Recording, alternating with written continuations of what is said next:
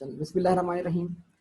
तो आज का हमारा टॉपिक जो है वो इनिशियल रिकग्निशन करने के बाद, मेजरमेंट एट रिकग्निशन करने के बाद IE16 के अंदर हमारा आज का टॉपिक जो है वो मेजरमेंट एट रिकग्निशन।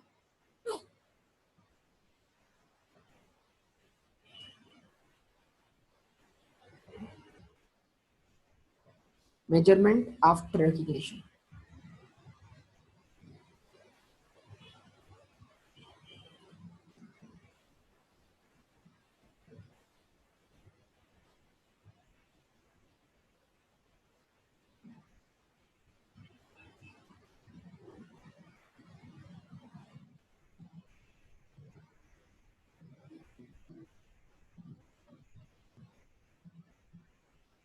ठीक है जी, मेजरमेंट आफ्टर रिकग्निशन।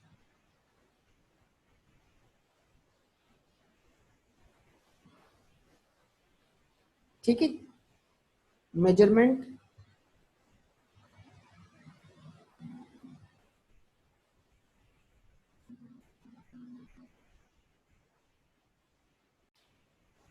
ठीक है जी। तो अब हम पढ़ने जा रहे हैं मेजरमेंट आफ्टर रिकग्निशन। जब एक बार एसेट कैपिटलाइज हो गया, तो कैपिटलाइज होने के बाद हमारे पास क्या क्या ऑप्शन है। तो एक चीज याद रखिएगा जनाब, एक की पॉइंट ध्यान में रखिएगा, वो क्या है?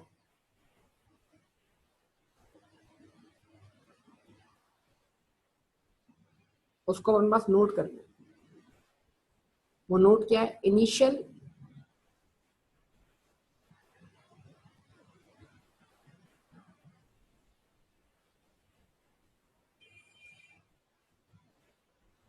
measurement is always on cost। Asset की जो इनिशियल मेजरमेंट होगी, इनिशियली जो एसेट कैपिटलाइज होगा, वो हमेशा किस पे कैपिटलाइज होगा? उसकी कॉस्ट पर। कॉस्ट क्या है? कैश और cash equivalent paid and fair market value of asset given up and fair market value of other consideration given up, अगर आपको याद हो सारी बात। लेकिन जब एक बार एसेट कैपिटलाइज हो गया, तो फिर आपके पास दो ऑप्शन है। दो ऑप्शन क्या है?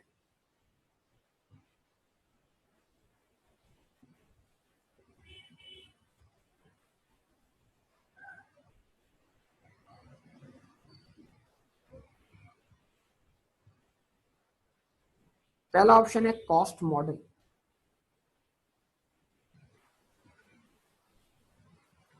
दूसरा ऑप्शन आपके पास है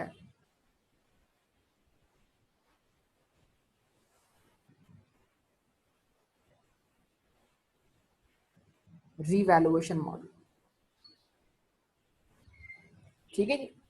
तो एसेट को कैपिटलाइज करने के बाद उसको कैरी ऑन करना है, फर्दर आपने आगे लेके चलना है, उसको डेप्रिशिएट करना है, फिर उसको स्टेटमेंट ऑफ फाइनेंशियल पोजीशन में रिपोर्ट करना है। तो वो रिपोर्टिंग जो होगी वो दो में से किसी एक मॉडल के तहत होगी। वो एक मॉडल कहलाएगा कॉस्ट मॉडल, दूसरा मॉडल कहलाएगा रीवैल्यूएशन मॉडल। तो IE16 इस बात की परमिशन देता है कि आप किसी भी एक class of property plant equipment को इन दो में से किसी एक मॉडल के तहत रिपोर्ट कर सकते हो। कहां पर? स्टेटमेंट ऑफ फाइनेंशियल पोजीशन में। तो स्टेटमेंट ऑफ फाइनेंशियल पोजीशन में जब आप उनको रिपोर्ट करोगे, तो जनरली इंट्रोडक्शन टू अकाउंटिंग के पेपर के अंदर हमने उनकी रिपोर्टिंग कैसे सीखी थी, अगर आपको याद हो। वो कैसे सीखी हमने? हमने कहा भाई, हमने एसेट को कैपिटलाइज किया कॉस्ट पर, कॉस्ट, और एसेट अपने अकाउंट पे कॉस्ट पे मौजूद है। इस कॉस्ट में से हमने क्या लेस कर दिया था? लेस किया था अक्यूमुलेटेड डेप्रिसिएशन। ठीक है। और जो डिफरेंस आता था हम उसको ले जाया करते थे स्टेटमेंट ऑफ फाइनेंशियल पोजीशन में। अच्छा, इंट्रोडक्शन टू अकाउंटिंग में तो बेटा हमने इंपेयरमेंट का कॉन्सेप्ट नहीं पढ़ा था। अब यहाँ पर एसेट का जो कॉस्ट होता है उसमें से अक्यूमुलेटेड डेप्शन तो लेस होती है। ठीक है। अच्छा, एक बात और लिख रहा हूं मैं, इफ एनी। ये इफ एनी क्यों लिख रहा हूं?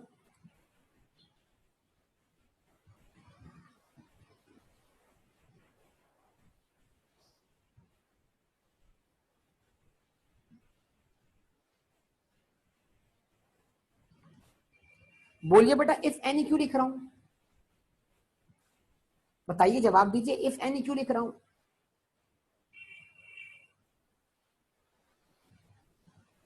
खामोशी छाई हुई है बेटा।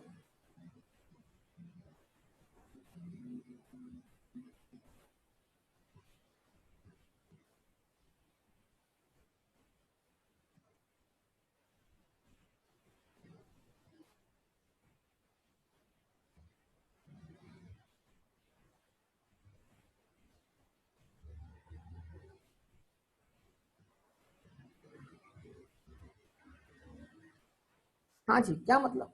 इफ एनी को लिख रहा हूँ यार, बड़ी सिंपल सी बात है यार। अगर लैंड है और फ्री होल्ड लैंड है, तो फिर क्या फ्री होल्ड लैंड पे डेप्शन चार्ज होती है? नहीं चार्ज होती। तो यार जिस एसेट पर डेप्शन ही चार्ज ना होती है, उसको सीधा कहाँ ले जाएंगे? उसकी कॉस्ट को ले जाएंगे स्टेटमेंट ऑफ फाइनेंशियल पोजीशन में। तो इफ एनी का मतलब यह है कि यार अगर एसेट सब्जेक्ट टू डेप्रिसिएशन है तो डेप्शन चार्ज करो। लेकिन अगर एसेट सब्जेक्ट टू डेप्रिसिएशन ही नहीं है,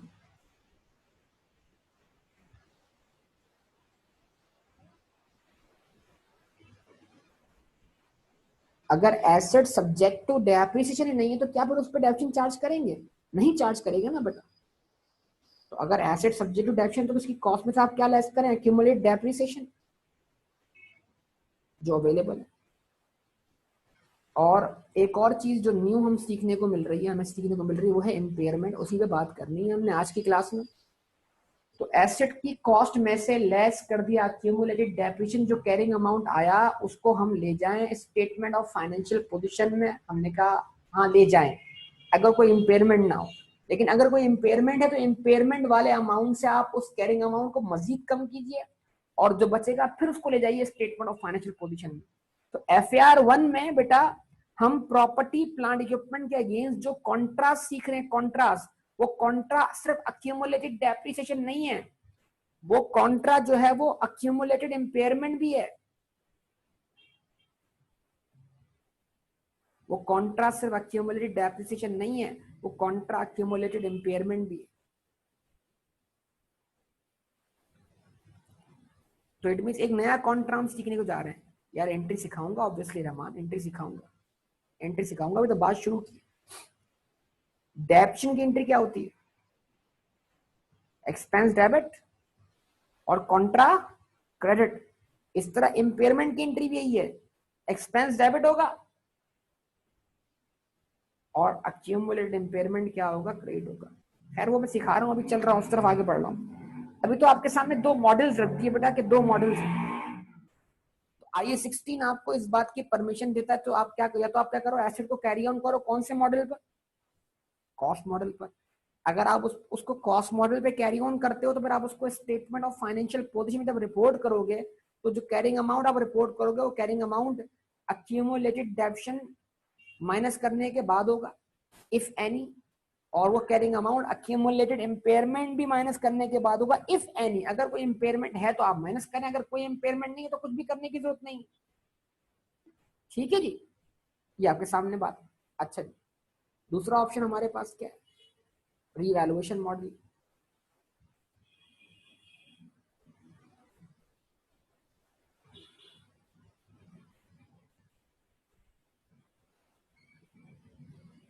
ठीक है जी, रीवैल्यूएशन मॉडल में अब क्या होगा?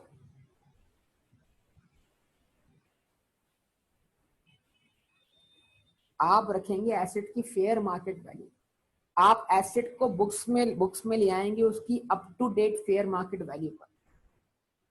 तो एसेट पर बुक्स में अपनी कॉस्ट पर नहीं होगा।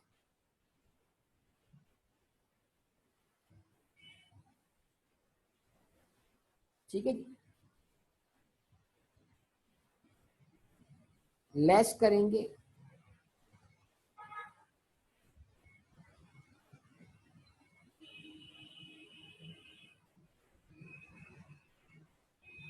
सब्सिक्वेंट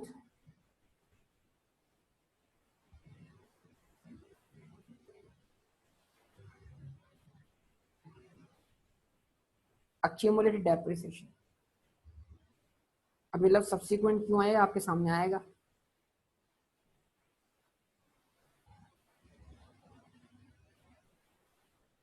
सब्सिक्वेंट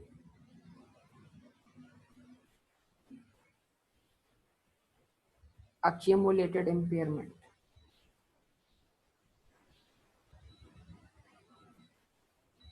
और फिर जो अमाउंट होगा वो जाएगा स्टेटमेंट ऑफ फाइनेंशियल पोजीशन पर, और यहां भी मैं यही लिखूंगा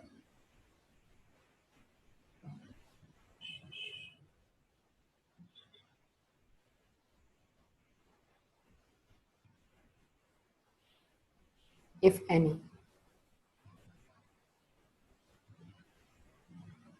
इफ एनी, ठीक है जी। तो इसका मतलब ये हुआ कि अब तक के डिस्कशन में हमने क्या समझा यार, अब तक के डिस्कशन में हम समझा जनाब कि आईए 16 के तहत प्रॉपर्टी प्लांट इक्विपमेंट का जो कैरिंग अमाउंट जाएगा स्टेटमेंट ऑफ फाइनेंशियल पोजीशन में, वो इन दो में से किसी एक तरीके से जाएगा। अगर आप किसी पर्टिकुलर क्लास के लिए प्रॉपर्टी प्लांट इक्विपमेंट के लिए क्या फॉलो कर रहे हैं, कॉस्ट मॉडल, तो आप उसकी कॉस्ट में से क्या लेस करें, अक्यूमुलेटेड डेप्रिसिएशन इफ एनी और अक्यूमुलेटेड इंपेयरमेंट इफ एनी। अब जो बैलेंस बचे उसको ले जाएं स्टेटमेंट ऑफ फाइनेंशियल पोजीशन। और अगर आप किसी प्रॉपर्टी प्लांट इक्विपमेंट के लिए क्या फॉलो कर रहे हैं, रिवैल्यूएशन मॉडल, तो अगर आप उसको अप टू डेट करके उसके अकाउंट को ले आए हैं उसकी फेयर मार्केट वैल्यू पर, तो फिर आप फेयर मार्केट वैल्यू जिस दिन से आप उसको फेयर मार्केट वैल्यू पे लेकर आ चुके हैं, उस दिन से जो आप डेप्शन चार्ज हो रही है, एक डेप्शन पहले चार्ज हुई होगी रिवैल्यू करने से पहले, वो नहीं, अब आप फेयर मार्केट वैल्यू में से वो डेप्शन लेस करें जो रिवैल्यू करने के बाद है, तो इसको हमने नाम दिया सब्सीक्वेंट अक्यूमुलेटेड डेप्रिसिएशन। ये सब प्रैक्टिकली परफॉर्म करके देखना है। Less subsequent accumulated depreciation if any और less subsequent accumulated impairment losses if any. तो अब जो बैलेंस बचेगा ये कैरिंग अमाउंट होगा, ये जाएगा स्टेटमेंट ऑफ फाइनेंशियल पोजीशन में।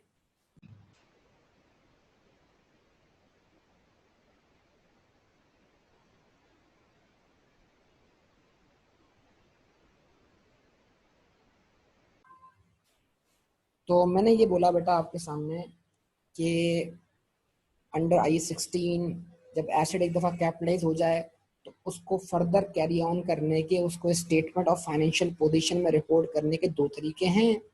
एक तरीका क्या है, कॉस्ट मॉडल। कॉस्ट मॉडल में से आप क्या करेंगे, एसेट की कॉस्ट पिक करेंगे, उसमें से लेस करेंगे अब तक की डेप्रिसिएशन जिसको बोलेंगे अक्यूमुलेटेड डेप्रिसिएशन, और अगर आपने उसके ऊपर कोई इम्पेयरमेंट चार्ज की है तो वो भी लेस कर देंगे, कॉन्ट्रा उसका डिफरेंस जो आएगा वो कैरिंग अमाउंट आएगा, उसको ले जाएंगे स्टेटमेंट ऑफ फाइनेंशियल पोजीशन में। इम्पेयरमेंट क्या है, मैंने बोला यही हमारा आज का टॉपिक है, हम इसको डिस्कस कर रहे हैं। उसके बाद रिवैल्यूएशन मॉडल क्या है कि एसेट को आप वक्त के साथ साथ अपडेट करते रहेंगे उसकी फेयर मार्केट वैल्यू पर, लेकिन जैसे आप उसको अपडेट करेंगे फेयर मार्केट वैल्यू पर, उसके बाद अपडेट करने के बाद जो डेप्शन होगी जिसको बोलेंगे सब्सिक्वेंट अक्यूमुलेटेड डेप्शन, वही लेस की जाएगी। अपडेट करने से पहले वाली जो डेप्शन होगी वो लेस नहीं होगी। जैसे ही एसेट फेयर मार्केट वैल्यू पर आ गया तो उस फेयर मार्केट वैल्यू पे आने के बाद जो फर्दर डेप्शन होगी वो उस पर चार्ज की जाएगी। इसी तरह फेयर मार्केट वैल्यू पे आने के बाद जो सब्सिक्वेंट अक्यूमुलेटेड इंपेयरमेंट होगी वो उसमें से लेस की जाएगी। तो ये कैरिंग अमाउंट आएगा अंडर रिवैल्यूएशन मॉडल, जो हम ले जाएंगे स्टेटमेंट ऑफ फाइनेंशियल पोजीशन में। तो अब हमें कॉस्ट मॉडल और रिवैल्यूएशन मॉडल, ये दोनों मॉडल्स बहुत डिटेल में समझने की क्या है जरूरत है। ठीक है, क्या ये बात आपको सबको समझ में आती है बेटा? हाँ, तरह इसको मैं एक्सप्लेन करता हूँ। डेप्शन तो लेस हो चुकी होगी और ये कैसे सब कुछ होगा, सब्सिक्वेंट का मीनिंग क्या है, सब्सिक्वेंट लफ्ज मैं आपको तफसील से जाहिर सी बात है समझाऊंगा ऑब्वियसली, क्योंकि मैंने अब तक कोई इसकी प्रैक्टिकल एग्जांपल नहीं दी, मैं खाली वर्बली डिस्कशन कर रहा हूँ। ठीक है, तो ऑब्वियसली लेस हो चुकी होगी, जो आपको शायद अल्फाजों में प्रॉब्लम हो रहा हो समझने में, वो आपको प्रैक्टिकल एग्जाम्पल लेकर समझ में आ जाए। अच्छा, अब ये बात समझना, तरह देखो, एक एग्जाम्पल दे रहा हूँ। फर्ज करो एक मशीन तुमने खरीदी 100 रुपये, खरीद ली। फर्ज करो तुमने एक मशीन खरीदी 100 रुपये, उसकी लाइफ है 5 साल। तो बताओ अगर स्ट्रेट लाइन फॉलो कर रहे हो तो उस पर तुमने डेप्शन कितनी चार्ज की, 20 रुपये। यस, तो अब बताओ कैरिंग अमाउंट कितना है, डब्ल्यूडी कितनी आई, 80 रुपये। वो 80 रुपये हम ले गए स्टेटमेंट ऑफ फाइनेंशियल पोजीशन। ठीक है, अच्छा, अब अगर अगले साल इस एसेट की मार्केट वैल्यू बढ़ के 120 रुपये हो जाती, तो अब बताओ मैं उसको 100 से 120 पे ला रहा हूं या 80 से 120 पे ला रहा हूं?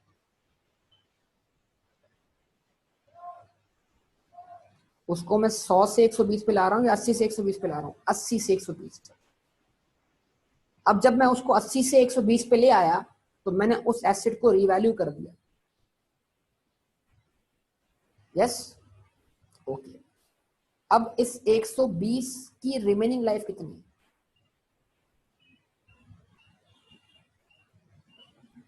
टोटल लाइफ 5 साल थी, एक लाइफ 1 साल की डेप्शन चार्ज कर दी, तो अब रिमेनिंग लाइफ कितनी है? इस 120 की रिमेनिंग लाइफ कितनी है? 4 साल।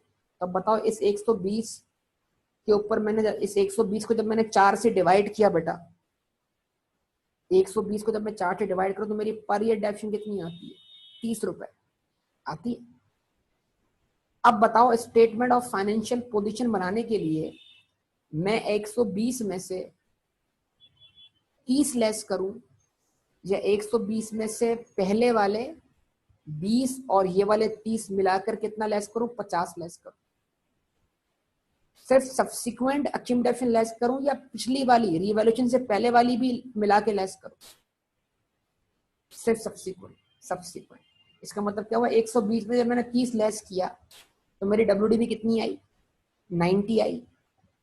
90 को मिलेगी कहां पर? Statement of financial position. Correct. तो इस चीज का मतलब क्या है? Subsequent accumulated depreciation. अभी फिक्र ना करो, ये हम ला रहे हैं यार, प्रैक्टिकल तो सब कुछ हमने एग्जांपल्स में क्या करना है, कवर करना है। ठीक है, क्लियर यहां तक बात? ओके, चलें तो आगे बढ़ते हैं बेटा, इसको लेकर चलते हैं आगे। नाउ अच्छा जी, अब इसका मतलब क्या है कि ये पूरे सिनेरियो के अंदर जो हमें नई टर्म पढ़ने को मिली है वो है इम्पेयरमेंट, जो आज से पहले अभी हमने अब तक नहीं पढ़ी। थोड़ा बहुत तस्करा हमने किया इसका, लेकिन अब जो FAR 1 का प्रॉपर्टी प्लांट इक्विपमेंट से रिलेटेड जो इंपॉर्टेंट टॉपिक है वो इम्पेयरमेंट है। ठीक है, now what is impairment?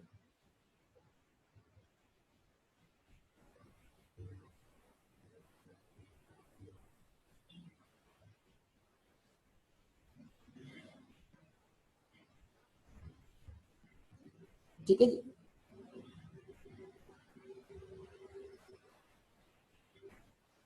when carrying amount of an asset exceeds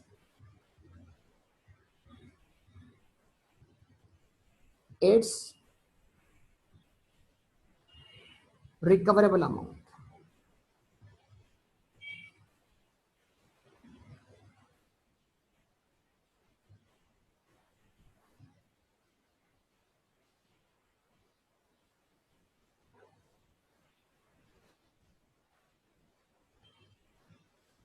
When carrying amount of an asset exceeds its recoverable amount.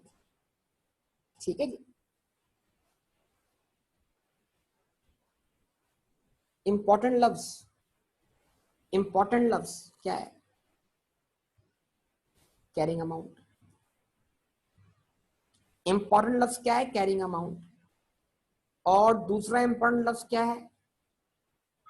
Recoverable amount. हमें अपनी इंट्रोडक्शन टू अकाउंटिंग वाली नॉलेज पर कैरिंग अमाउंट निकालना आता है ना। जैसे ही हम एसेट की कॉस्ट में से लेस कर देते हैं accumulated, yes impairment is a loss, लेकिन किस नौयत का लॉस है समझाता हूं मैं आपको। जब हम एसेट की कॉस्ट में से लेस कर देते हैं बेटा अक्यूमुलेटेड डेप्रिसिएशन, तो जो बैलेंस बचता है उसको हम क्या बोलते हैं? Carrying amount. तो अब स्टैंडर्ड बोलता है कि क्या तुम उस कैरिंग अमाउंट को स्टेटमेंट ऑफ फाइनेंशियल पॉलिसी में लेके जाओ। मिसाल लेते हैं कि सर एसेट खरीदा 100 रुपए का, डेप्रीसिएशन चार्ज की कितने की? 20 रुपए की, WDV कितनी बची? 80 रुपए। तो सवाल, क्या मैं 80 रुपए को स्टेटमेंट ऑफ फाइनेंशियल पोजीशन में लेके चला जाऊं? अगर मैं 80 रुपए को स्टेटमेंट ऑफ फाइनेंशियल पोजीशन में लेके जा रहा हूं तो मैं लोगों को कुछ कम्युनिकेट कर रहा हूं। मैं 80 रुपए को स्टेटमेंट ऑफ फाइनेंशियल पोजीशन में एसेट बोल रहा हूं, और 80 रुपए को स्टेटमेंट ऑफ फाइनेंशियल पोजीशन में एसेट बोलने का मतलब यह है कि कम से कम मुझे मुस्तकबिल में इस एसेट से 80 रुपए का इकोनॉमिक बेनिफिट मिलेगा। या उससे ज्यादा मिलेगा, उससे कम नहीं मिलेगा। क्लियर? तो एक स्टेटमेंट देने जा रहा हूं, वेरीफाई करना उस स्टेटमेंट को। एक स्टेटमेंट दे रहा हूं, जरा उसको वेरीफाई करना कितने लोगों ने पिक किया। वो स्टेटमेंट बोल रहा हूं, सुनिएगा गौर से। An assets carrying amount in statement of financial position represent minimum economic benefit obtainable from it। कि जब हम किसी भी एसेट को रिपोर्ट करते हैं स्टेटमेंट ऑफ फाइनेंशियल पोजीशन में, तो वो कैरिंग अमाउंट उसका चिल्ला चिल्लाकर यूजर ऑफ फाइनेंशियल स्टेटमेंट को ये बोल रहा होता है कि कम से कम देखो इतने का तो इकोनॉमिक बेनिफिट मिलेगा, टेंशन मत लो। या तो जितना लिखा हुआ है उतना मिलेगा या उससे ऊपर मिलेगा, उससे कम का सवाल ही पैदा नहीं होता। क्या ख्याल है? जवाब दो। बिल्कुल प्रोविजन माइनस करते हैं, ठहर जाइए, उसमें मत आइए, अभी प्रोविजन पे आता हूं। पहली एग्जांपल डेटर की देने जा रहा हूं, डेटर की। तो डेटर, अब जब मैं ले गया डेटर, मेरे पास बुक्स में ₹1,00,000 था, और अगर मैं ₹1,00,000 लिखता हूं कहां पर, स्टेटमेंट ऑफ फाइनेंशियल पोजीशन में, और डेटर से मेरी एक्सपेक्टेड रिकवरी ₹95,000 है, लेकिन मैं स्टेटमेंट ऑफ फाइनेंशियल पोजीशन में डेटर की वैल्यू ₹1,00,000 लिखता हूं, तो मैं सच बोल रहा हूं झूठ बोल रहा हूं? मेरी बात पे फोकस कीजिए। झूठ बोल रहा हूं। तो अगर मैं ₹1,00,000 लिखता हूं तो कम से कम रिकवरी ₹1,00,000 ही होनी चाहिए ना। तो फिर मुझे क्या करना है? मुझे बैड डेट चार्ज करनी है कि नहीं करनी? मुझे डेटर की वैल्यू को कम करना है कि नहीं करना? मुझे उसको 1,00,000 से 95 पे लाना है कि नहीं लाना? लाना है। तो जब मैं बैड डेट डेबिट करके एक्सपेंस बनाकर और डेटर को क्रिएट कर दिया, या उस पर प्रोविजन कॉन्ट्रा क्रिएट कर दिया, तो ये बेटा मैंने डेटर पे इंपेयरमेंट चार्ज की। ये डेटर पे चार्ज होने वाली इंपेयरमेंट है। ये डेटर पे चार्ज होने वाली इंपेयरमेंट है। Bad debt is an impairment on debtor, लेकिन आमतौर पर हम उसको इंपेयरमेंट के नाम से पुकारते नहीं। कि सर डेटर का कैरिंग अमाउंट ₹1,00,000 था, लेकिन उसकी रिकवरी ₹95,000 थी। जरा बताइए, मैंने उसको स्टेटमेंट ऑफ फाइनेंशियल पोजीशन में किस पे दिखाया? 95 पर। यस और नो? जवाब दीजिए।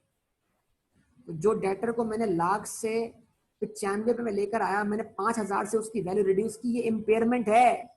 बाय डेफिनेशन ये इंपेयरमेंट है, लेकिन ये डेटर के ऊपर लगने वाली इंपेयरमेंट है। आगे बढ़ते हैं। इन्वेंट्री, ₹2,00,000 की इन्वेंट्री रखी हुई आपके पास कॉस्ट पर, लेकिन उसकी एनआरवी 1,80,000 है। तो अगर आज मैं इन्वेंट्री को बुक्स में शो करता हूं 2,00,000 पर, तो मैं लोगों को, यूजर्स ऑफ फाइनेंशियल स्टेटमेंट्स को ये कम्युनिकेशन दे रहा हूं कि यार कम से कम ये इन्वेंट्री मुझे ₹2,00,000 कमा के देगी या उससे ऊपर कमा के देगी। लेकिन अगर रियलिटी ये है कि उसकी एनआरवी 1,80,000 है, तो जरा बताइए स्टेटमेंट ऑफ फाइनेंशियल पोजीशन में उस इन्वेंट्री को 2,00,000 पे आना चाहिए, 1,80,000 पे आना चाहिए?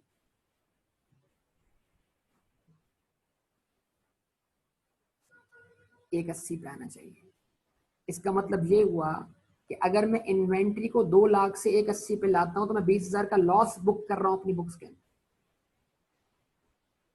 जो मैंने इन्वेंट्री को 2,00,000 से 80 पे लाया, 1,80 पे लेकर आया हूं, और 20,000 की मैंने इन्वेंट्री की वैल्यू रिड्यूस की है, ये भी इंपेयरमेंट है, लेकिन ये एनआरवी लॉस है। और एनआरवी लॉस जो है वो इन्वेंट्री से रिलेटेड इंपेयरमेंट है। तो एनआरवी लॉस को भी मैं इंपेयरमेंट बोल सकता हूं। बाय डेफिनेशन एनआरवी लॉस भी इंपेयरमेंट है। तो अब सुने मेरी बात को गौर से। आमतौर पे मैंने क्या बोला? बैड डेट भी इंपेयरमेंट है, एनआरवी लॉस भी इंपेयरमेंट है, बाय डेफिनेशन दोनों इंपेयरमेंट है। लेकिन अभी हम जिस इंपेयरमेंट की बात कर रहे हैं वो बैड डेट नहीं है। जो इंपेयरमेंट अभी हमने पढ़नी है वो एनआरवी लॉस नहीं है, क्योंकि ये दोनों बातें हम बहुत पहले पढ़ चुके। पढ़ चुके कि नहीं पढ़ चुके? पढ़ चुके। तो आज हम बात करते हैं प्रॉपर्टी प्लांट इक्विपमेंट की इम्पेयरमेंट पर यार, कि अगर मैंने 100 रुपए का एसेट परचेज किया है, उस पर मैंने 20 रुपए 1 साल की डेप्शन चार्ज कर दी है, उसका कैरिंग अमाउंट 80 रुपए आ रहा है, और 80 रुपए मुझे स्टेटमेंट ऑफ फाइनेंशियल पोजीशन में लिखा हुआ, इस बात को मतलब मुझे ये बात बयान कर रहा है कि कम से कम ये एसेट मुझे 80 रुपए रिकवर करके देगा। लेकिन अगर रियलिटी ये हो कि इस एसेट से मेरी रिकवरी 80 रुपए ना हो बल्कि 70 रुपए हो, तो जरा बताओ उस प्रॉपर्टी प्लांट इक्विपमेंट को मुझे स्टेटमेंट ऑफ फाइनेंशियल पोजीशन में 80 पे रखना चाहिए, 70 पे रखना चाहिए? तुम्हारे प्रीवियस कॉन्सेप्ट में क्या बोलते? 70 रुपए। तो तुम क्या करोगे? तुम उस प्रॉपर्टी प्लांट इक्विपमेंट की वैल्यू को फर्दर 10 रुपए से कम करोगे ना। तुम उस प्रॉपर्टी प्लांट इक्विपमेंट की वैल्यू को फर्दर 80 से 70 पे लाओगे ना कि नहीं लाओगे? 10 रुपए से मजीद कम करोगे कि नहीं करोगे? जवाब दो। करोगे। बेहतरीन बात। तो क्या ये 10 रुपए डेप्रीसिएशन है? क्या ये 10 रुपए डेप्रीसिएशन है? नो बेटा, ये 10 रुपए डेप्रिसिएशन नहीं है, ये 10 रुपए इंपेयरमेंट है। Depreciation represents consumption of asset. Depreciation represents consumption of asset. अब मैं तुम्हें फर्क समझाता हूं डेप्रीसिएशन का और इंपेयरमेंट का, अच्छी तरह दिमाग में फिट कर लेना। एसेट का जो हिस्सा हमने कंज्यूम कर लिया है, एसेट का जो हिस्सा हमने कंज्यूम कर लिया है, जितने हिस्से का हमने 1 साल में इकोनॉमिक बेनिफिट हासिल कर लिया है, तो एसेट की कॉस्ट का उतना हिस्सा हमारी 1 साल की क्या है? डेप्रीसिएशन है। तो डेप्रीसिएशन एसेट की कॉस्ट का वो पोर्शन है जिसका हम इकोनॉमिक बेनिफिट हासिल कर चुके हैं। करेक्ट और नॉट? करेक्ट और नॉट? फोकस मेरी बात पे करें। करेक्ट और नॉट? डेप्रीसिएशन एसेट की कॉस्ट का वो पोर्शन है जिसका हम इकोनॉमिक बेनिफिट हासिल कर चुके हैं।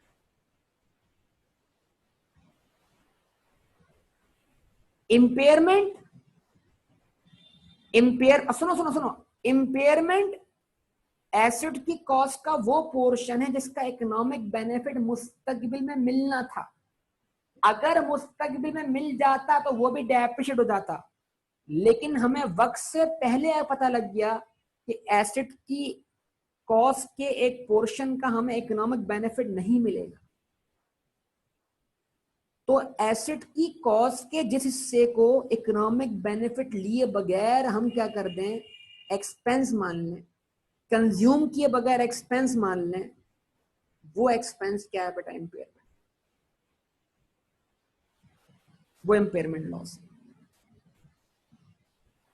क्या ये दूसरी बात समझ में आती है आप लोगों को? एक चीज कंज्यूम हो गई, उसने इकोनॉमिक बेनिफिट दे दिया, तो जरा बताओ जब मैंने 100 को डिवाइड किया किससे? 5 से, तो 20 रुपए आया। 20 रुपए क्या थी? 1 साल की डेप्रीसिएशन। और जब बचा बैलेंस तो कितना बचा? 80 रुपए बचा, यानी 80 रुपए मुस्तकबिल में मिलने वाला इकोनॉमिक बेनिफिट था। और अगर मैं 80 को भी डिवाइड बाय 4 करूं तो पर ईयर कितना बनता है? 20। तो 20 करते करते 5 साल में ये पूरा एसेट कंज्यूम हो जाता। लेकिन हुआ क्या कि इकोनॉमिक बेनिफिट 80 से कम हो गया।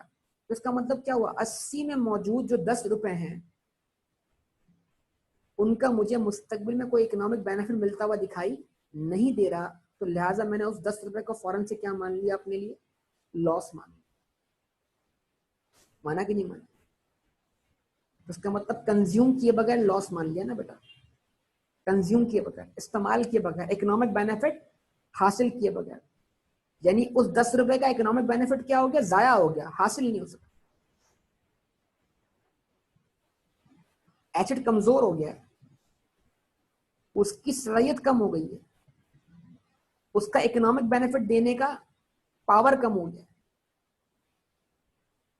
बीमार हो गया।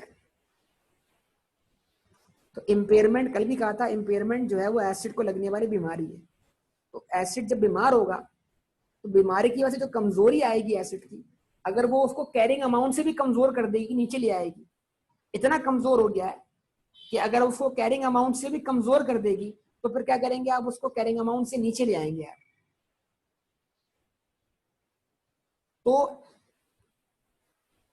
अब सुनिए सुनिए, मैं सारी बातें कर रहा हूं तला बेटा, लिसनिंग, लिसन प्लीज। देखिए अब सुनिएगा बात को, मैंने तो एग्जाम्पल शुरू नहीं किया ना, मैं तो खाली आपका माइंड सेट बना रहा हूं, जरा सोचिए इंपेयरमेंट के बारे में। बीमारी का क्या होता है? टेस्ट होता है ना, ये नहीं होता? बीमारी का क्या होता है? टेस्ट होता है, टेस्ट, ये नहीं होता? टेस्ट होता है। ये जो लाइन लिखी ना ऊपर, इंपेयरमेंट की डेफिनेशन इंपेयरमेंट का टेस्ट है। क्या टेस्ट है? एक तरफ रखो एसिड का कैरिंग अमाउंट, एक तरफ रखो कैरिंग अमाउंट 80 रुपए, कैरिंग अमाउंट 80 रुपए, एक तरफ रखो उसका रिकवरेबल अमाउंट 70 रुपए। तो अगर कैरिंग अमाउंट ज्यादा हो, कैरिंग अमाउंट ज्यादा हो और रिकवरी कम हो, तो जान लो तुम्हारा एसिड कमजोर हो गया है यार, कि तुम्हारे लगे हुए 80 रुपए हैं उसके अंदर, लेकिन अब वो तुम्हें जो कमा के देगा वो कितना देगा? 70 रुपए कमा के देगा। तो तुम्हारे लगाए हुए पैसे 80 रुपए हैं, कमा के 70 रुपए देगा। 10 का क्या हो गया? तुम्हें 10 का नुकसान क्लियर दिखाई दे रहा है, तो उस 10 के नुकसान को अभी आज बुक कर लो, आज, इंतजार नहीं करो। याद होगा ना, expenses are recorded when they are occurred, they are to be occurred and they are likely to be occurred, likely to be occurred। याद होगा likely to be occurred। अगर मतलब वो लॉस जो आज कंफर्म हो जाए कि लॉस है और मैं मुस्तकबिल में उसको अवॉइड भी ना कर सकूं, तो वो कल का लॉस नहीं बल्कि वो आज का लॉस, उसका आज का लॉस मान। ऐसा है कि नहीं? क्या यहां तक की गुफ्तगू समझ में आती है बेटा आप सबको? अच्छा जी, तो इस गुफ्तगू में तो ठहरा लेकर आते हैं और अब बात करते हैं किस चीज की? इस डेफिनेशन के सबसे इंपॉर्टेंट, अब सुनिएगा, इस डेफिनेशन के सबसे इंपॉर्टेंट हिस्से की बात करने जा रहा हूं, और वो सबसे इंपॉर्टेंट हिस्सा क्या है उसको मैं नाम दूंगा इस चीज का,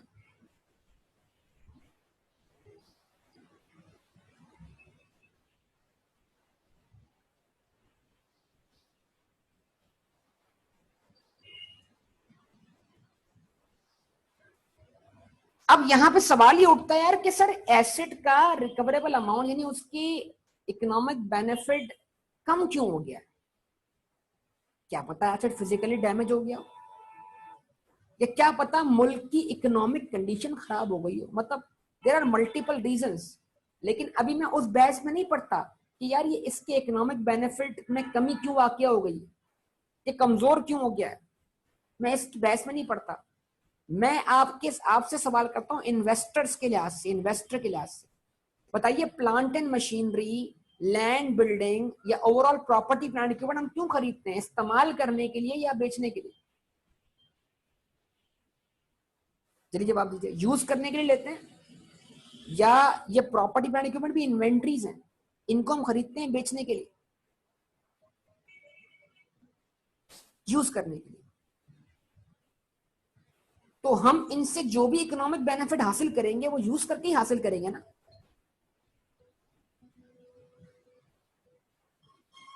अच्छा, अब मिसाल के तौर पे आपका एक बिजनेस है रेंट ए कार का, तो रेंट ए कार के बिजनेस को चलाने के लिए आपने गाड़ी खरीदी है, गाड़ी, उस गाड़ी से या करीम में आपने गाड़ी लगा दी है, तो उस गाड़ी से आप पैसा कैसे कमाएंगे? वो गाड़ी चलेगी, वो गाड़ी रेंट कमा के देगी, उसका रेंट इतना सफिशिएंट होगा कि वो आपकी लगाई हुई इन्वेस्टमेंट क्या कर दे? रिकवर कर दे, ऐसा ही ना? ऐसे ही या ऐसा नहीं? ऐसे। लेकिन कहीं भी किसी भी पॉइंट पे आपको ऐसा लगे जनाब कि मैं इसको यूज करके इकोनॉमिक बेनिफिट हासिल नहीं कर पा रहा, तो आपके पास दूसरा ऑल्टरनेटिव क्या होगा?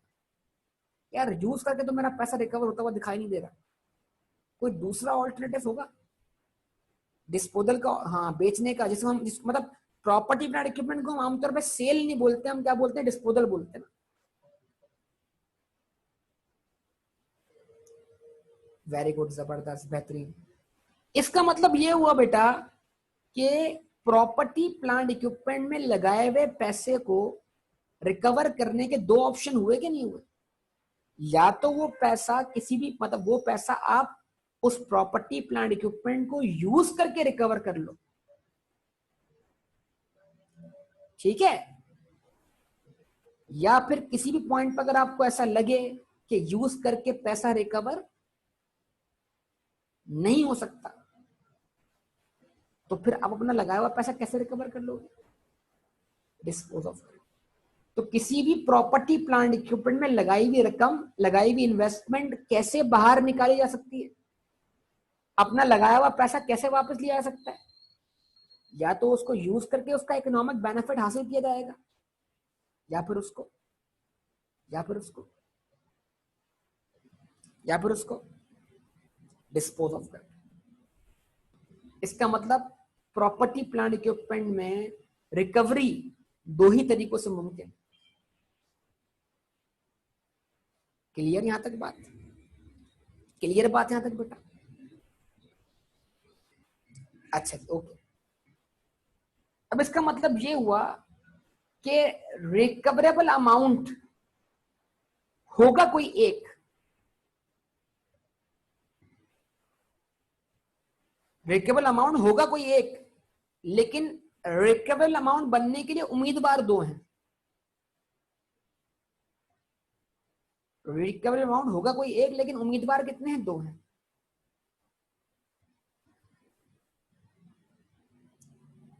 रिकवरेबल अमाउंट होगा कोई एक, लेकिन उम्मीदवार कितने हैं? दो हैं। तो अब ये डेफिनेशन क्या है इसकी तरह देखिएगा, मैं इसको समझा रहा हूं।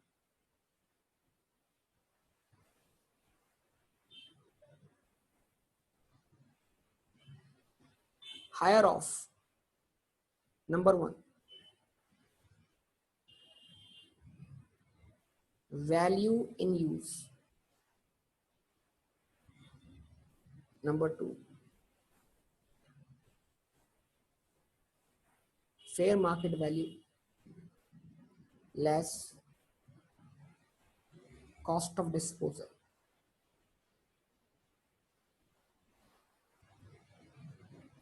तवज्जो बेटा, तवज्जो तवज्जो।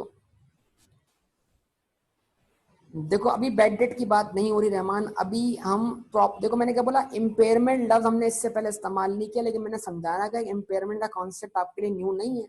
वो जो बैड डेट थी वो भी एक तरह से इम्पेयरमेंट थी, और वो जो एनआरवी लॉस था वो भी एक तरह की इम्पेयरमेंट थी। लेकिन आज हम जिस इम्पेयरमेंट की बात कर रहे हैं उसका बैड डेट यानी डेटर से और एनआरवी लॉस कहते हैं इन्वेंट्री से कोई ताल्लुक नहीं। आज हम जो इम्पेयरमेंट डिस्कस करने बैठ रहे हैं उसका ताल्लुक जो है वो सिर्फ और सिर्फ प्रॉपर्टी प्लांट इक्विपमेंट से, ठीक है ना। फिल वक्त इंटेंजिबल एसेट से भी हो सकता है, ठीक है, लेकिन अभी हमारा स्कोप में जो है वो प्रॉपर्टी प्लांट इक्विपमेंट है सिर्फ, ठीक है ना। I-16 से भी तो हमने क्या बोला, इस तरह समझिए कि सर रिकवरेबल अमाउंट बनने के लिए रेस लगी हुई है, रेस। और वो रेस है दो बंदों के दरमियान, दो चीजों के दरमियान। एक चीज का नाम है वैल्यू इन यूज। क्या नाम है बेटा? Value in use. और एक चीज का नाम है fair market value less cost of disposal. क्या नाम है दूसरे का बेटा? Fair market value less cost of disposal, ठीक है। तो इन दो में से जो हायर होगा, इन दो में से जो रेस जीतेगा, मैं उसको रिकवरेबल अमाउंट का नाम दूंगा। एक बादशाह के दो बेटे हैं, किंग तो कोई एक ही बनेगा ना यार। उससे पहले क्या कहलाएंगे? दो शहजादे कहलाएंगे। क्राउन तो किसी एक को मिलेगा ना यार, ताज तो कोई एक ही पहनेगा ना यार। बोलिए। किंग सलमान का बेटा मोहम्मद बिन सलमान भी है, और बेटे भी उसके हैं, लेकिन अगर किंग सलमान के बाद मोहम्मद बिन सलमान सऊदी अरब का ताज पहन लेता तो बादशाह मोहम्मद बिन सलमान कहलाएगा। इस तरह रिकवरेबल अमाउंट बनने का ताज जो है वो उसके सर जाएगा जिसकी वैल्यू सबसे क्या होगी? हाई होगी। तो आपको चेक करना है कि वैल्यू इन यूज हाई है या fair market value less cost of disposal high है। अब आप बोलेंगे सर वैल्यू इन यूज क्या है? कोई इशू नहीं है, बड़ी आसान सी बात है। वैल्यू इन यूज वो कैश इनफ्लोज हैं जो एसेट को यूज करने से जनरेट होंगे।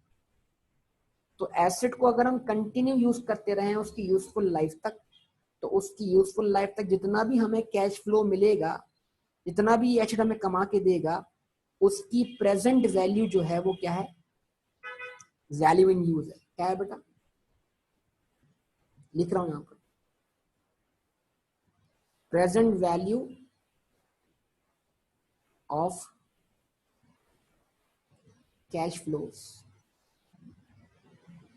फ्रॉम यूज, इन शॉर्ट लिख दिया मैंने। और इस वैल्यू इन यूज के अंदर जो आखिरी कैश फ्लो होगा वो एसेट को डिस्पोज ऑफ करके होगा। तो वैल्यू इन यूज के अंदर फेयर मार्केट वैल्यू शामिल है, लेकिन वो कौन सी वाली, एसेट की लाइफ के एंड वाली, स्क्रैप वैल्यू। तो वैल्यू इन यूज के अंदर जो कैश फ्लोज होंगे वो दो किस्म के होंगे, एक एसेट को यूज करके और आखिर में एसेट को बेचकर। इन सबकी प्रेजेंट वैल्यू को हम क्या बोलेंगे, वैल्यू इन यूज। इसकी प्रेजेंट वैल्यू निकालने के लिए हमें डिस्काउंट रेट अप्लाई करना होगा, वो हम सीखते हैं। यानी इसका मतलब क्या है, वैल्यू इन यूज जो है वो इकोनॉमिक बेनिफिट को रिप्रेजेंट करती है जो एसेट को यूज करके जनरेट होगा। और किसी भी पॉइंट पर जो मैं एसेट बेचकर मार्केट में उसकी वैल्यू लगाकर और किसी एजेंट को कमीशन वगैरह पे करके जो मैं रिकवर करूंगा पैसा, वो कहलाएगा fair market value less cost of disposal. तो इन दो में से जो हायर अमाउंट होगा वो हायर अमाउंट क्या कहलाएगा बेटा, क्या कहलाएगा आप बताइए। उस हायर अमाउंट पे जो ताज पहनाया जाएगा वो क्या कहलाएगा। जवाब का मुंतजिर हूं बेटा, आप सबके सब खामोश हो गए। यस, बेहतरीन। तो इन दो वैल्यूज में से जो हायर वैल्यू होगी उसको हम क्या बोलेंगे, रिकवरेबल अमाउंट। चलो अच्छा, अब वैल्यू इन यूज पे भी तफसील डिस्कशन करना है, ठीक है जी। वैल्यू इन यूज पर भी मुझे एक तफसील डिस्कशन करना है, ठीक है ना। लेकिन अभी मैं एक काम करता हूं कि आपके सामने एक केस बनाता हूं, ठीक है, एक सिचुएशन बनाता हूं, ठीक है ना। आप मुझे बताइएगा कि उसमें एसेट इम्पेयर्ड है या नहीं है। रिकवेबल अमाउंट आप किसको मानेंगे, ठीक है।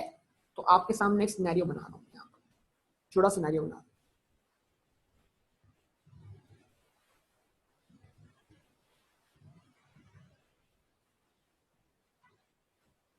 केस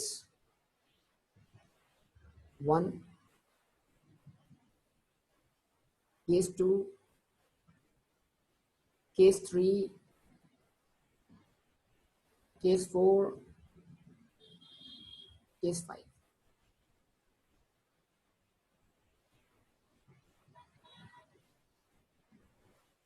मान लीजिए कि एसेट हमने कितने का परचेज किया, 1 लाख रुपए का, 5 केसेस के अंदर।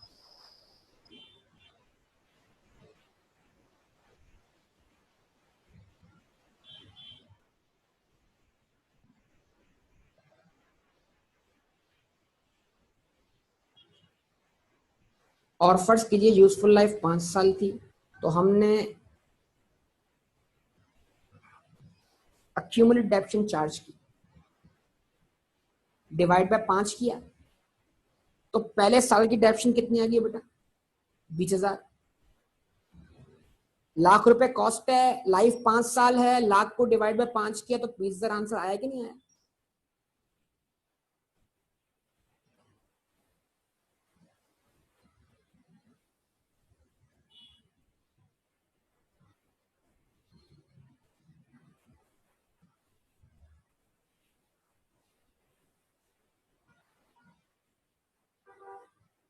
बताइए कैरिंग अमाउंट कितना है।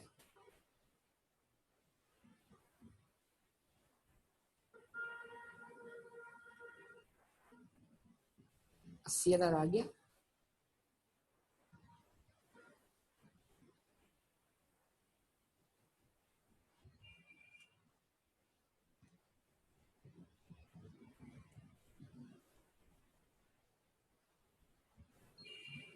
ठीक है जी, ये अमाउंट आ गया 80,000। आमतौर पे मैं ले जाऊंगा इसी अमाउंट को स्टेटमेंट ऑफ फाइनेंशियल पोजीशन, ठीक है। लेकिन यहां पर एक प्रॉब्लम है, देखिए यहां लिखता हूं मैं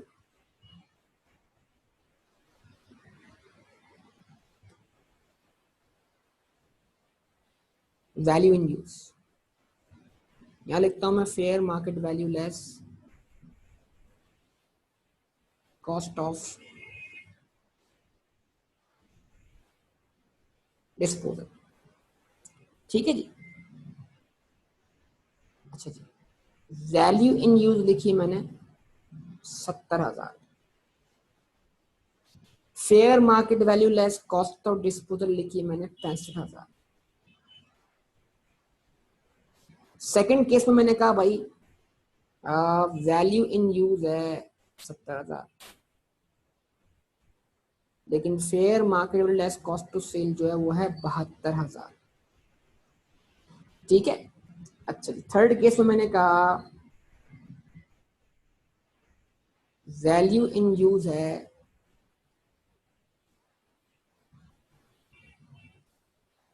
70,000 और fair market value less cost to sell है 85,000।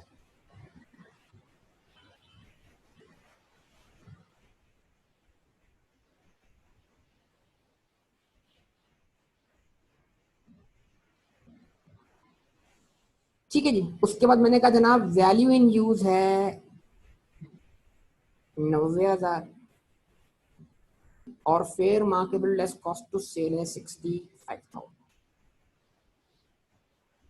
और वैल्यू इन यूज है पांचवें केस में 90,000 और fair market less cost to sell है 85,000। जो पांच केस बनाए, इन पांचों केस में मैंने आपको कैरिंग अमाउंट दे दिया। तो अब मेरा सवाल क्या है, आपसे सवाल ये है कि आप इसमें दो बातें बताइए। नंबर वन,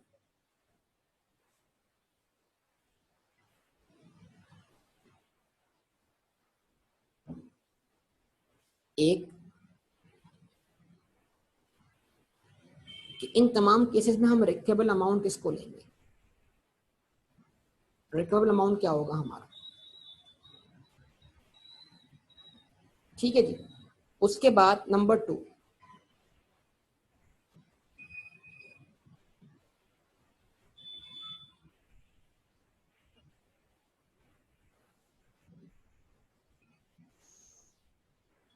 यहां इंपेयरमेंट कितनी आएगी, ठीक है जी। और नंबर फोर, ये बताइए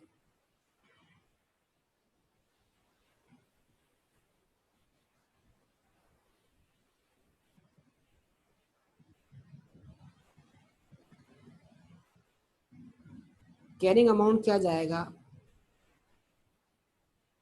स्टेटमेंट ऑफ फाइनेंशियल पोजीशन। तो अगर आप ये सिनेरियो समझ जाते हैं बेटा, तो फिर आप इस काबिल हो जाएंगे कि आप मेरी जो समझाई बात है वो आप समझ सकते। हाँ भाई, देख रहे हैं सब लोग, समझ रहे हैं बात को सब लोग। केस वन, चले केस वन मैं सॉल्व करता हूँ आपके सामने, केस वन मैं सॉल्व करता हूँ आपके सामने। देखिए, तो देखिए केस वन, केस वन क्या है, लाख रुपए कॉस्ट थी, एसेट कैपिटलाइज हुआ, 20,000 से डेप्शन चार्ज हुई, 80,000 रुपए क्या आएगा कैरिंग अमाउंट। ये कैरिंग अमाउंट को क्या मैं स्टेटमेंट ऑफ फाइनेंशियल पोजीशन में लेके जाऊं, तो मैंने कहा एक चीज देख लेते हैं पहले, वो चीज क्या है कि इस एसेट को यूज करके जो मुस्तकबिल में इकोनॉमिक बेनिफिट मिलना है वो 70,000 का है, ठीक है। और जो इसको बेच के इकोनॉमिक बेनिफिट मिलना है वो 65,000 का है। तो अब जरा आप देखिएगा, आप इसमें समझिएगा पहली बात,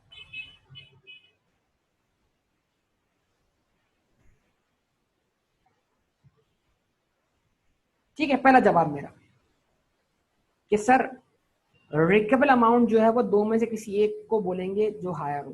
तो वैल्यू इन यूज 70,000 है, share market value less cost of disposal जो है 65,000 है, तो हायर क्या है 70,000। सर इस केस में 70,000 को हम क्या बोलेंगे, रिकवरेबल अमाउंट। यस। उसके बाद देखिए देखिए सुनिए आप मुझे, आप तो कैरिंग अमाउंट कितना 80,000, रिकवरी कितनी 70,000, यानी हमने पैसा जो लगाया हुआ है उसकी अब वैल्यू जो है जो रिकवर होना बाकी वो 80,000 है, और जो हमें मुस्तकबिल में रिकवर होती हुई दिखाई दे रही है वो कितनी 70,000 रुपए। तो क्या हो गया, हमें इस एसेट पर 10,000 का नुकसान हो गया, उस 10,000 के नुकसान को हम क्या बोलेंगे, इम्पेयरमेंट। यस, ऐसा ही ना। और जब मैं इस एसेट को 80,000 पर 10,000 की इम्पेयरमेंट चार्ज कर दूंगा इस एसेट पर, तो ये 80,000 से किस पर आ जाएगा, 70,000। तो फिर इम्पेयरमेंट चार्ज करने के बाद जो कैरिंग अमाउंट जाएगा स्टेटमेंट ऑफ फाइनेंशियल पोजीशन, वो हमेशा रिकवरेबल अमाउंट के बराबर होगा। एक एमसीक्यू की बात कर रहा हूं, एग्जामिनेशन में एमसीक्यू आ सकता है। इम्पेयरमेंट चार्ज होने के बाद कैरिंग अमाउंट हमेशा रिकवरेबल अमाउंट के बराबर होगा। इम्पेयरमेंट चार्ज होने के बाद कैरिंग अमाउंट हमेशा रिकवरेबल अमाउंट के बराबर होगा। क्या ये बात पिक करते हैं आप लोग, common sense. Case two, case two देखिए जरा आप सब लोग बेटा, केस टू देखिए आप सब लोग। केस टू क्या है जरा बताइए। केस टू में वैल्यू इन यूज 70,000 है और fair market value less cost of disposal 72,000 है। तो बताइए हायर क्या आया, 72,000। तो सर 72,000 को मैंने क्या माना, मैंने 72,000 को क्या माना, रिकवरेबल अमाउंट मान लिया। तो अगर 80,000 एसिड का कैरिंग अमाउंट है बिफोर एनी इम्पेयरमेंट, तो 80,000 मेरे लगाए हुए पैसे हैं, फंसे हुए पैसे हैं इस एसिड में, जिसमें से मुझे मुस्तकबिल में कितने रिकवर होते हुए दिखाई दे रहे हैं, 72,000। तो मुझे लॉस दिख रहा है अपने लगाए हुए पैसे का, कितने से, 8,000 से। तो अगर मैं इस लॉस को आज चार्ज कर दूं, एक्सपेंस मान लूं और एसेट की वैल्यू इतने से कम कर दूं, तो 80 में से 8 निकालने के बाद जो कैरिंग अमाउंट होगा वो 72,000 के बराबर होगा। तो स्टेटमेंट ऑफ फाइनेंशियल पोजीशन में जो कैरिंग अमाउंट जाएगा वो कितना जाएगा, 72,000 जाएगा। यस और नो, जवाब दीजिए, जवाब दीजिए बेटा। मैंने क्या बोला, इम्पेयरमेंट चार्ज करने के बाद जो कैरिंग अमाउंट होगा वो हमेशा रिकवरेबल अमाउंट के बराबर होगा। ओके गुड, जबरदस्त। थर्ड केस की तरफ आता हूं। थर्ड केस में वैल्यू यूज कितनी, 70,000, जो बजाहिर कैरिंग अमाउंट से कम दिख रही है, लेकिन जो दूसरा वाला ऑप्शन है fair market value less cost of disposal, वो ज्यादा है, कितना है, 85,000।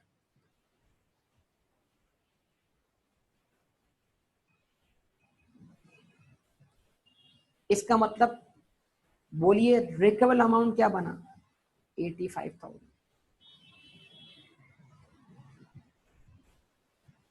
80,000 में से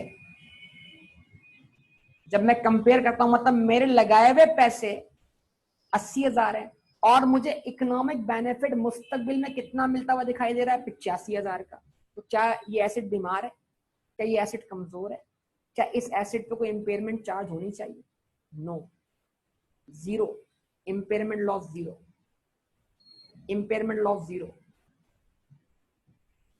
ठीक है, इसको मुझे इंपेयर करने की जरूरत नहीं है, क्योंकि अगर मैं 80,000 रिपोर्ट करूंगा स्टेटमेंट ऑफ फाइनेंशियल पोजीशन में, तो कम से कम 80 या उससे ऊपर का इकोनॉमिक बेनिफिट मिलेगा। ठीक है ना, तो प्लस कितना मिलेगा ये जरूरी नहीं है हमारे लिए दिखाना, हम उसको 80 से 85 पे लेके नहीं आएंगे। 80 से 85 पे लाने के लिए हमारे पास कोई और ऑप्शन होगा। कॉस्ट मॉडल के बाद हमारे पास क्या है, रिवैल्यूएशन मॉडल है, वहां पर हम एसेट को ऊपर लेके जाएंगे और नीचे भी लाएंगे। लेकिन कॉस्ट मॉडल में हम एसेट को नीचे लेकर जाते हैं, इंपेयर करते हैं, उसको अपवर्ड रिवैल्यू नहीं करते। ये एक अलग बात है, तफसील से डिस्कस करूंगा आपसे। तो इंपेयरमेंट ऑफ जीरो, तो जब मैंने 80,000 पे किसी भी किस्म की कोई इंपेयरमेंट चार्ज नहीं की, तो मैं स्टेटमेंट ऑफ फाइनेंशियल पोजीशन में कितना अमाउंट लेके जाऊं, 80,000। 985 नहीं बेटा, मैंने 80 को छेड़ा ही नहीं है ना यार, उसको कम ही नहीं किया यार। तो मैं एसओएफपी में क्या लेके जाऊं, जब मैंने उस पर कोई इंपेयरमेंट चार्ज ही नहीं की, मैंने क्या बोला, आप धोखा खा गए। मैंने बोला इम्पेयरमेंट चार्ज होने के बाद जो कैरिंग अमाउंट होगा वो रिकवरेबल अमाउंट के बराबर होगा, लेकिन जब मैंने कोई इम्पेयरमेंट चार्ज ही नहीं की तो फिर वो उसी 80 पे रहा ना बेटा। ओके गुड, जबरदस्त, कोई टेंशन नहीं यार, गलती से टाइप हो गया, कोई मसला नहीं है। अच्छा जी, अब अगला हिस्सा, fourth case, value in use 90,000, fair market value less cost of disposal 65,000। Higher क्या आ रहा है बताओ, क्या हायर आया? वैल्यू इन यूज हायर आया। तो आपने वैल्यू इन यूज को क्राउन पहनाया किसका, कि हाँ भाई मुबारक हो, तुम बन गए रिकवरेबल अमाउंट। अब रिकवरी तुम्हारी 90,000 है और तुम्हारी लगाई हुई इन्वेस्टमेंट कितनी, 80,000। तो इट मीन्स व्हाट, तुम्हारा इकोनॉमिक बेनिफिट तुम्हारी लगाई हुई इन्वेस्टमेंट से क्या है, ज्यादा है। तो तुम्हें मुस्तकबिल में प्रॉफिट दिखाई दे रहा है या लॉस दिखाई दे रहा है? 90 जब रिकवर होगा तो उसमें 80 रिकवर होगा कि नहीं होगा? जबरदस्त। इसका मतलब क्या, ये एसेट इम्पेयर्ड नहीं है। क्यों? क्योंकि रिकवरेबल अमाउंट ज्यादा है और कैरिंग अमाउंट क्या है, कम है। No impairment. डेफिनेशन याद करो ना, when assets carrying amount exceed recoverable amount. जब इम्पेयरमेंट कब होती है, इम्पेयरमेंट जब होगी इन तमाम केसेस में, देखो इन दो केसेस में carrying amount is greater than recoverable amount, carrying amount is greater than recoverable amount. लेकिन ये जो दो केसेस हैं इसमें recoverable amount is greater than what, carrying amount. तो जब भी रिकवरेबल अमाउंट कैरिंग अमाउंट से क्या होगा, ज्यादा होगा, एसेट इंपेयर नहीं होगा। तो स्टेटमेंट ऑफ फाइनेंशियल पोजीशन में क्या लेके जाना है, 80,000 लेके जाना है, 80,000। तो 65 से धोखा मत खाना। बजाहिर 65 80 से कम जरूर है, लेकिन क्या तुमने 65 को रिकवरेबल अमाउंट माना है? नहीं, तुमने तो 90 को माना है, और 90 80 से क्या है, ज्यादा है, तो लिहाजा ये एसेट इंपेयर नहीं है, क्योंकि तुम हायर अमाउंट को मानते हो, क्या, रिकवरेबल अमाउंट। ऐसा ही बोलिए बेटा, आप सबकी तवज्जो दरकार है बहुत ज्यादा, जवाब दीजिए। लास्ट वन,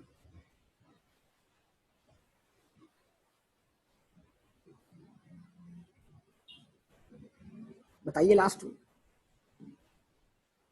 लास्ट वन क्या सर?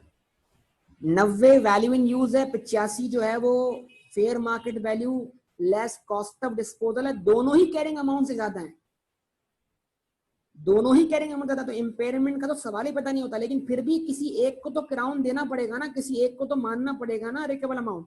किसको मानोगे? 90,000।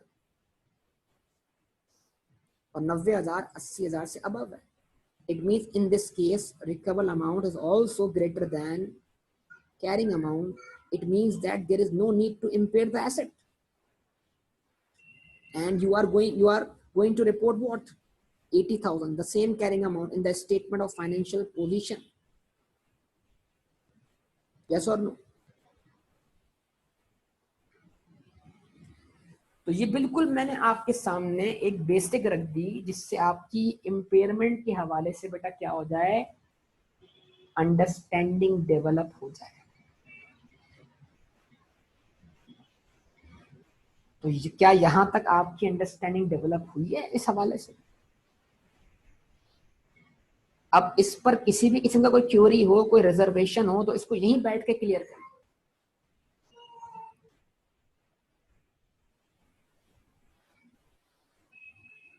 कोई सवाल? रहमान बोला छुट्टी का सवाल है। यार घर पे बैठे हो तुम, लेटे हुए हो तुम, सोए हुए हो तुम, किस हालत में क्लास ले रहे हो तुम, टेढ़े मेढ़े होके क्लास ले रहे हो, मुझे क्या पता। धुआं, क्या पता तुम धुआं उड़ाते हुए क्लास ले रहे हो।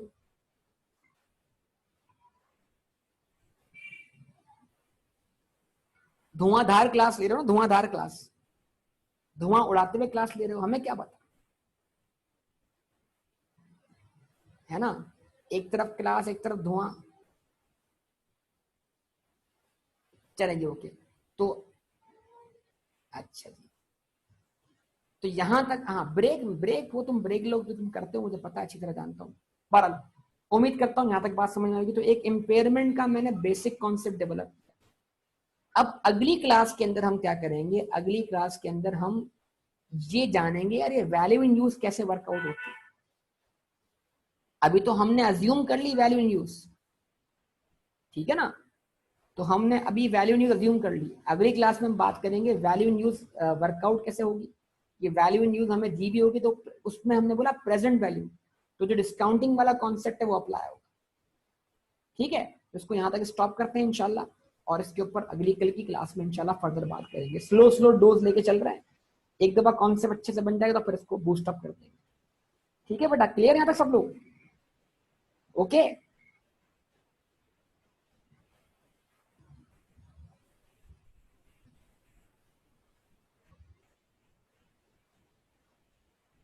ओके बेटा, यहाँ तक स्टॉप करते हैं। अल्लाह हाफिज।